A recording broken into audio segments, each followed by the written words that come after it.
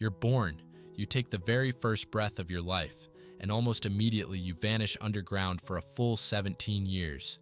No one kidnaps you, you're not hiding from danger, and you're not serving a sentence. That's simply how your nature works. You came into the world in order to disappear, and you disappeared in order to return one day. Up above, the seasons will change. People will grow up and grow gray. Small children will become adults, and you'll simply wait in the dark, counting the years by some inner calendar that you yourself don't really understand. The one we're talking about is the cicada. Not just any cicada, but a special one, from the genus that scientists call Cicada, the periodical cicada. There are only 7 such species in the world, and they live only in the eastern and central parts of the United States. 3 of these species emerge to the surface once every 17 years, and 4 once every 13. And they don't appear every summer, but strictly on schedule, as though consulting a clock they don't possess. 17 years is one of the longest life cycles of any insect known to science. In this story, we'll walk its path from start to finish. First, we'll look at the biology and understand how this creature is built and how it lives underground. Then, we'll move on to the physics of its call and learn how such a tiny creature produces such a deafening sound. After that, the mathematics of its cycle awaits us, explaining the cicada's strange love for certain numbers. We'll talk about the people who've lived alongside this phenomenon for centuries, and we'll end with a finale after which you'll never again hear the summer noise of the trees the way you used to. It all begins with an egg. The female cicada acts wisely and doesn't place all of her offspring in one spot.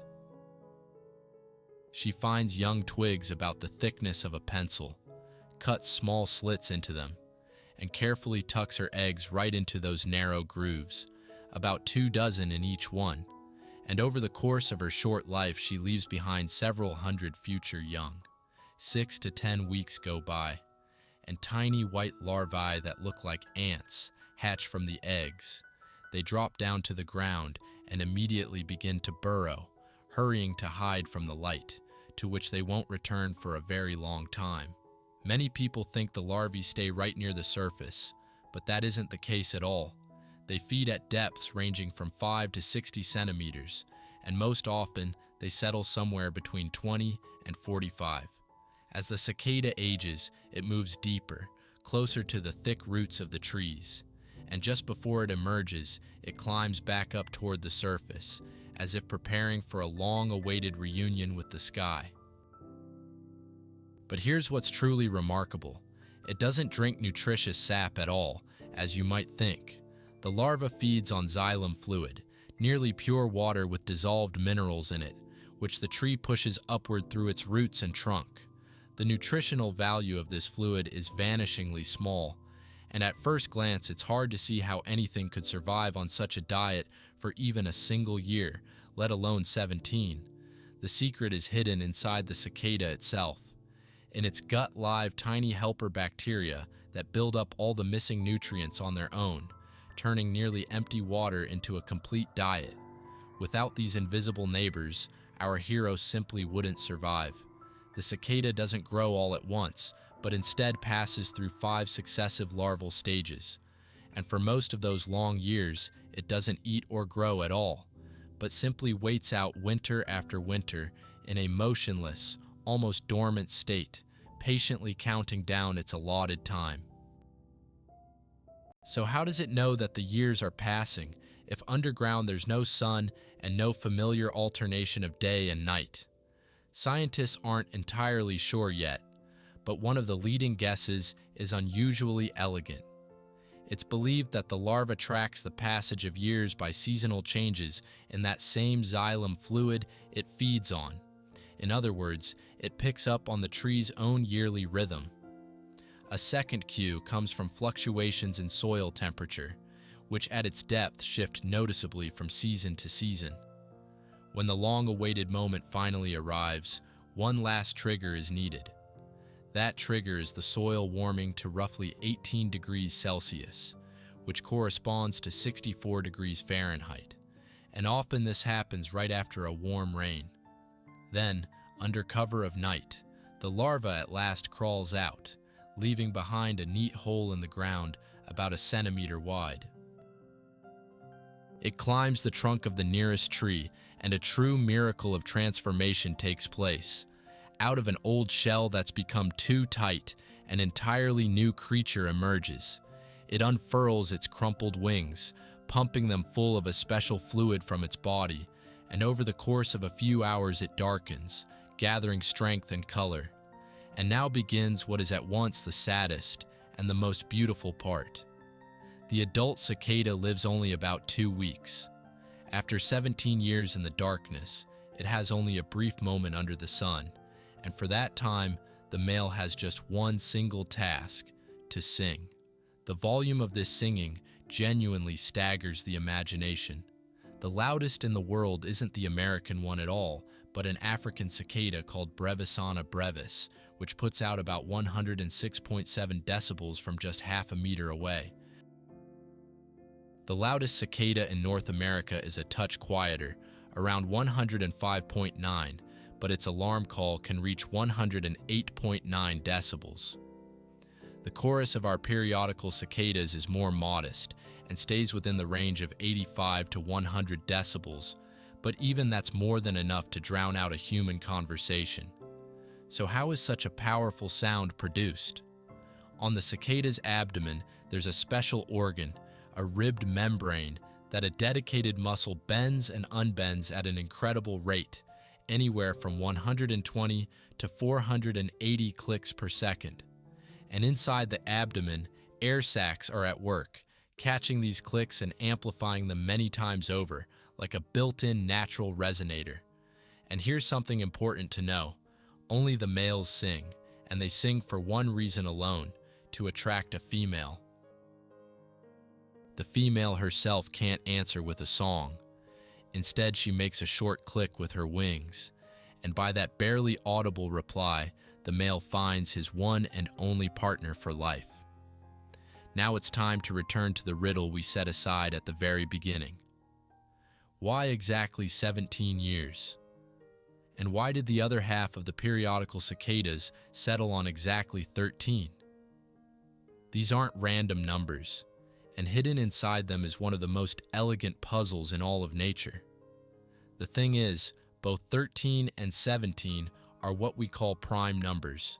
That is, numbers divisible without remainder only by 1 and by themselves. Nature chose them not out of love for mathematics, but for the sake of survival. And once you grasp the trick, admiration becomes almost unavoidable. Imagine you're a predator very fond of feasting on cicadas. To hunt them reliably, you need them to appear predictably and often enough. But what do you do if your prey shows itself above ground only once every 17 years? Tuning your own life to such a rare rhythm is practically impossible. No bird, no small animal, no predatory insect can turn a 17-year wait into a dependable source of food. The cicada seems to have deliberately chosen such an enormous gap so that no specialized enemy could ever adapt to its appearance. But that's not all. Prime numbers have a second, more subtle meaning. If the cicadas emerged, say, once every 12 years, they'd coincide with predators on 2-year, 3-year, 4-year, and 6-year cycles, because 12 is divisible by all of those numbers. 17, however, is divisible by almost nothing, and so encounters with enemies happen as rarely as possible. A prime number is mathematical armor, shielding our hero more reliably than any shell. The cicada, which has never been to school, carries within itself the solution to a problem mathematicians have been pondering for centuries.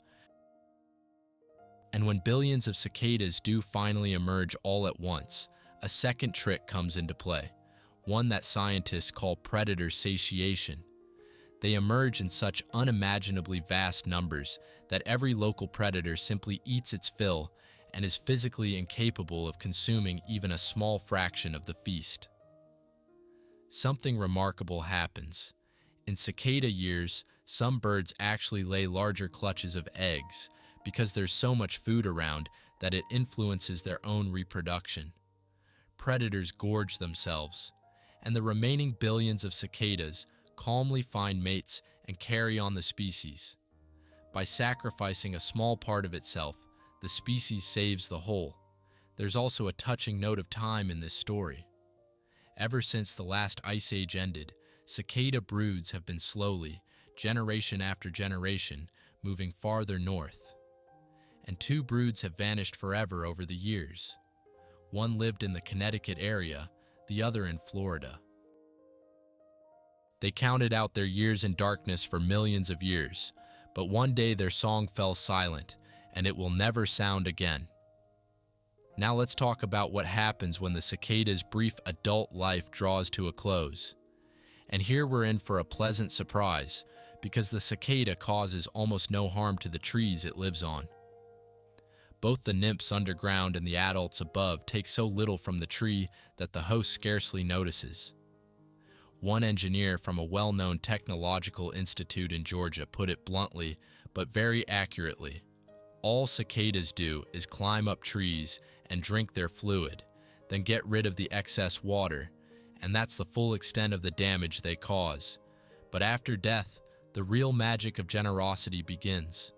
When billions of spent bodies fall to the ground and start to decompose, the soil receives a powerful charge of nutrients, especially nitrogen, which plants need so much. And the very next year, trees in these areas grow noticeably faster and lusher, as if thanking their short-lived guests for a parting gift. So it turns out the cicada feeds the forest twice, once during its life, giving very little, and a second time after death, giving everything it had. Remember those cuts on the twigs where the female laid her eggs? This phenomenon has a name: flagging. The tips of the cut twigs gradually die off, and from the outside, it might look as though the tree has been damaged. Cicadas are especially fond of laying their eggs in hickory and walnut. But in reality, these cuts work like natural pruning. The tree gets rid of its weak, thin twigs and channels its strength into growing stronger ones. What looks like damage turns out to be nature's own caring assistance. It's worth saying just how rare and special this phenomenon is. Periodical cicadas occur only in North America and nowhere else on the entire planet. At present, there are about 12 different broods of 17-year cicadas in existence, and only 3 broods of 13-year cicadas. Each such brood emerges in its own year and on its own territory, and together they form a complex living map drawn by time itself.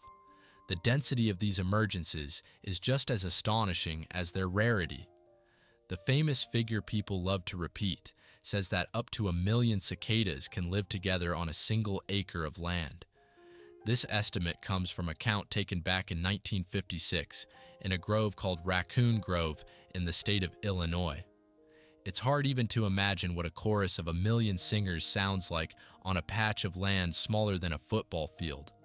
And finally, it's important not to get confused.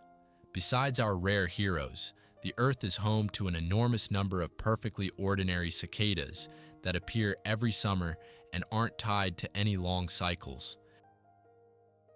Worldwide, there are more than 3,500 species of cicada, and most of them lead a far simpler and shorter life. You can tell them apart even by sight. The ordinary annual cicadas are most often green, and they blend in with the foliage, while our periodical ones flaunt bright red eyes, as if deliberately emphasizing their exceptional nature. The green ones sing every year and remain almost unnoticed, while the red-eyed ones wait long years underground in order to announce themselves all at once and deafeningly. People have lived side by side with cicadas for centuries now, and over that time, quite a few amusing misunderstandings have built up around them. The most famous of these has to do with the name. Periodical cicadas have stubbornly been called locusts for centuries, even though they have nothing whatsoever to do with true locusts and belong to an entirely different branch of insects.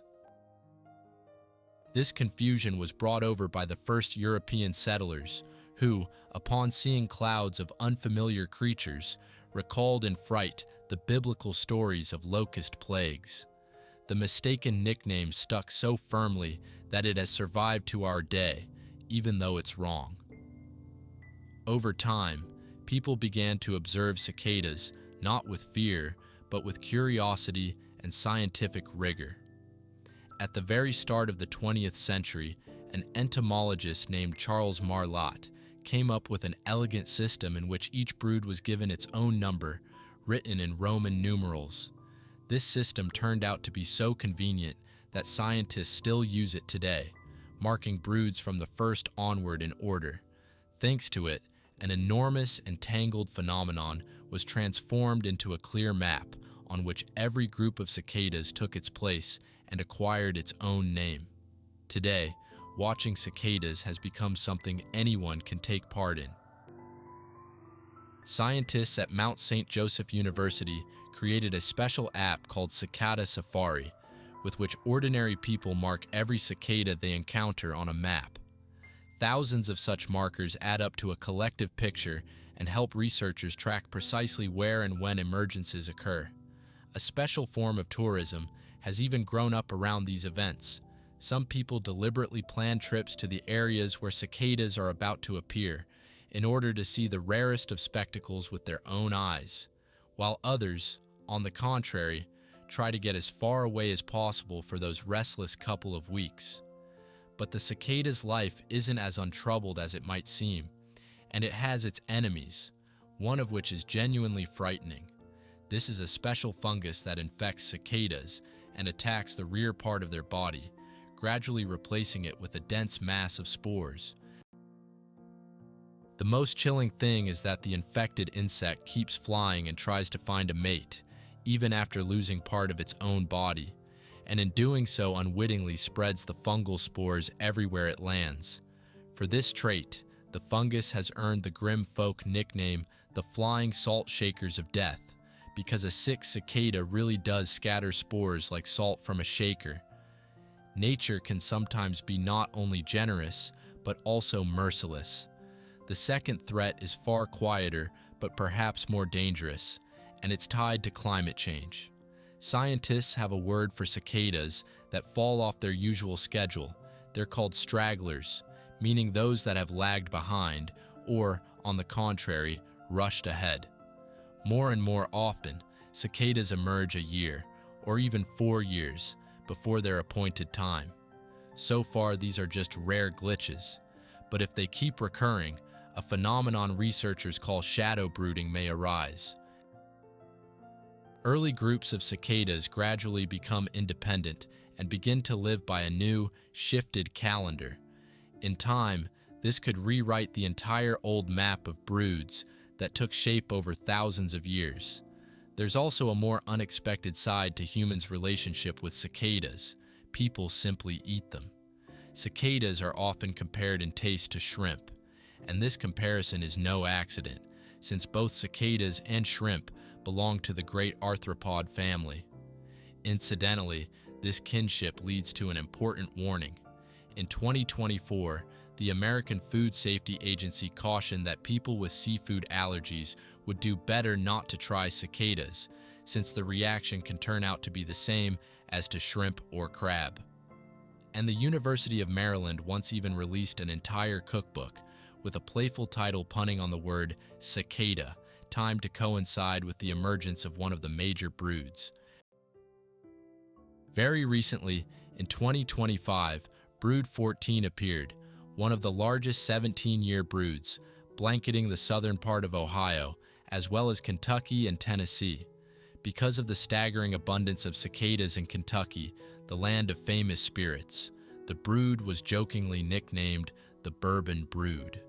Millions of voices merged into a single hum back then, reminding people that nature still lives by its ancient clock, paying no mind to our daily bustle. Cicadas also benefit big science.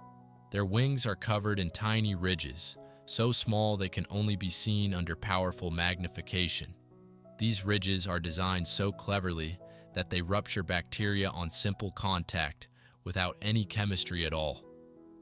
Scientists are drawing inspiration from this design and trying to create surfaces that disinfect themselves, something that may one day prove useful in hospitals. And those very gut bacteria that help the cicada survive on nothing but water have become a separate subject of research, as a rare example of how simple and stripped down a living organism can be. And now we come to the most important part, to the very thing that made this whole journey worthwhile. A cicada spends almost its entire life underground, and everything we see and hear is only its final weeks under the sun. The main work of its life unfolds invisibly, in darkness and silence, where no one will praise it and no one will see. In 2024, an event occurred that the world had not witnessed since 1803. Two enormous broods emerged at the same time, one on a 17-year cycle, the other on a 13-year cycle. The next meeting of this particular pair will not happen until 2245, which means no one alive today will live to see it. And an even grander coincidence of the two largest broods awaits our planet in 2076, something scientists smilingly call a true cicada festival. So it turns out that what at the very beginning sounded like a tragedy, like a punishment by darkness, was in fact all this time nothing more than long and patient preparation. And the next time you hear that ringing summer sound, you'll already know the truth. It's the song of a creature that counted the years in total darkness by the quiet rhythm of a tree, that protected itself with prime numbers as if with an ancient spell, and that was singing its song long before we ever appeared on this earth. Just a cicada,